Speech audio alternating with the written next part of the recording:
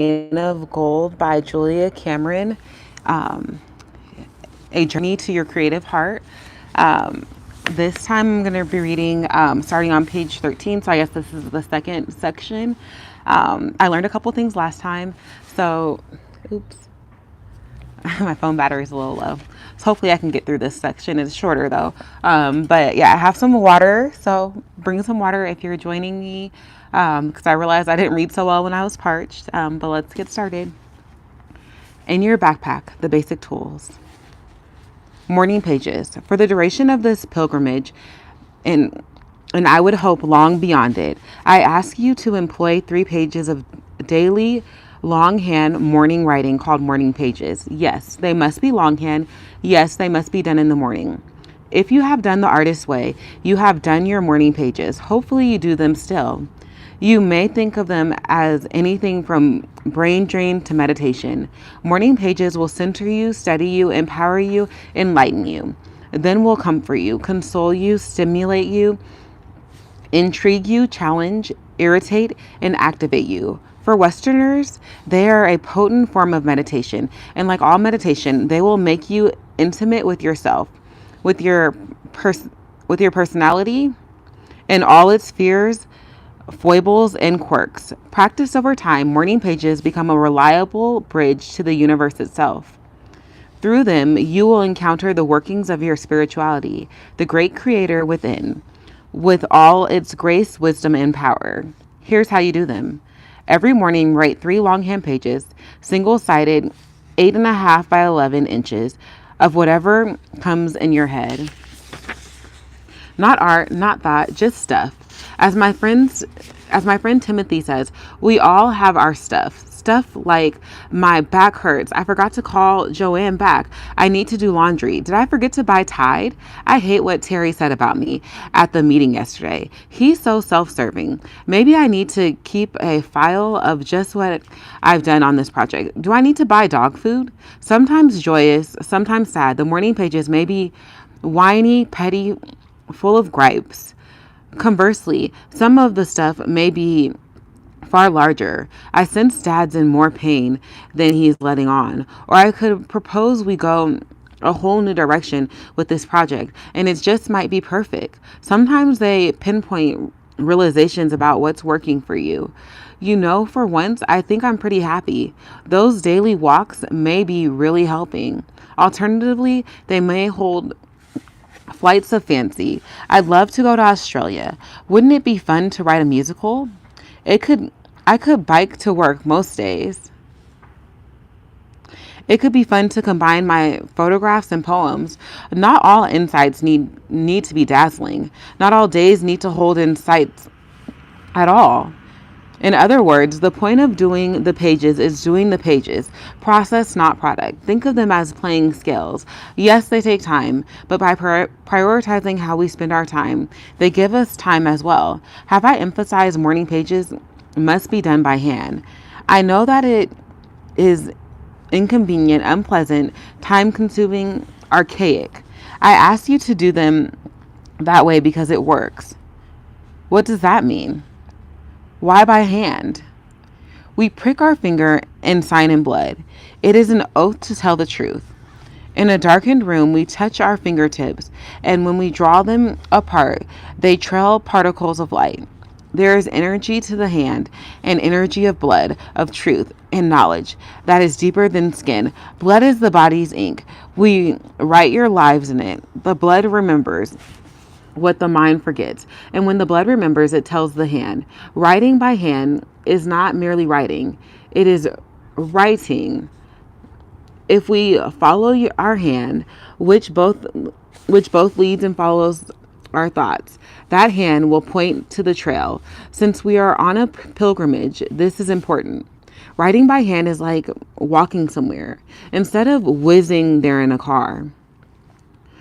We notice landmarks. We retain a sense of direction. Writing by hand will show you will show us true north and the false directions and switchbacks that have occurred. The shortcuts that saved us nothing and took us nowhere. Remember, the hand holds a map in its palm, its fingers holding a pen. Become the tools of a cartographer. We write, and as we do, we see the right alignments of our life. Each word is a new arrival, a place to stand on, like a musical note. But Julia, I type a lot faster than I write. I understand. But speed is not always desirable. We are after a process that will allow for depth and distance, not just speed. Writing by machine may accumulate pages, but I am not sure if those pages accumulate enough depth. In the end, the pages are better when they are made by hand. We are on a pilgrimage, and writing by hand allows us to examine more closely the journey we are taking. We write our views, and the terms is quite literal. We see how we feel. We see our life by the way we finger it.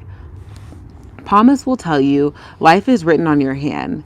Handwriting experts will tell you that the loops and loopholes of characters are in your handwriting. I would say you help determine your life through your handwriting. Line by hand, we are able to make a handmade life. But Julia, I'm a talker. Can I talk my pages into a tape recorder?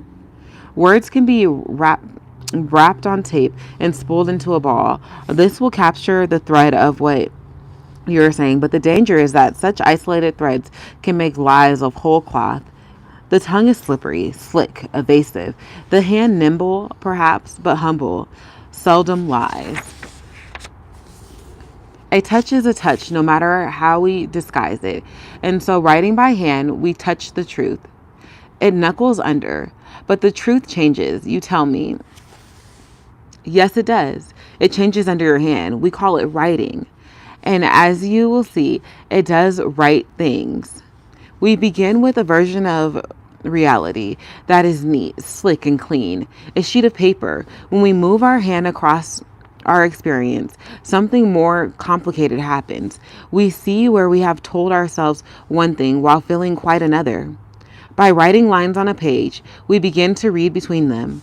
We sink below the surface of events to the interior mystery of our feelings, intuitions, motives, and lessons. Although an occasional rereading of the morning pages can be very valuable, they are not meant to be pored over and re-examined obsessively. Pressing themes will emerge and re-emerge later if we have not dealt with them. As a rule of thumb, allow some weeks to accumulate before you do reread your pages, and never allow anyone else to read them. When you read as if you were your own closest friend, looking for sources of pain and happiness. Be alert for recurring themes, concerns, and causes of celebration.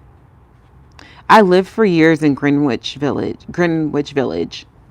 Only when I found myself writing my delight in window boxes, city cats, and city dogs did I realize that my daily flora and fauna reports might indicate that a more rural life was called for. It was the morning pages that helped me break my denial. Officially, I was a terminally hip downtown artist, urban and urbane. At heart, I long for country roads, sunflowers, and chicory. As I write this, I live in a small mountain town where we drive to the post office to get our mail. Nearly every day, I get a letter like the one below from someone whose morning pages led them to an altered life. I've been working with them now for nearly 9 months. I've moved back into my photography, out of a bad relationship, into a great guest house, and I'm actually doing improv. We are all doing improv. Our lives are a musical composition, a, a musical composition of our and the universe's devising. Morning pages teach us to hear our cues, follow our promptings, enter and exit with grace, play our songs with heart. Remember, do not obsess on your pages as literally material. Oh, okay, my bad. Remember, do not obsess on your pages as literary material. They are intended not as art, but as artifact. The pottery shards of your month of July. Remember that writing your pages, not reading them, is the heart of this tool's value. Task. Morning pages. Each day, every day, get up early and write your morning pages. Again, remember that they are not meant to be art. In fact, they need not even be legible to anyone but yourself. Do not use a tiny little notebook. It will crimp your thoughts. A hardbound 8.5 by 11 notebook serves me nicely, although some people prefer spiral bound.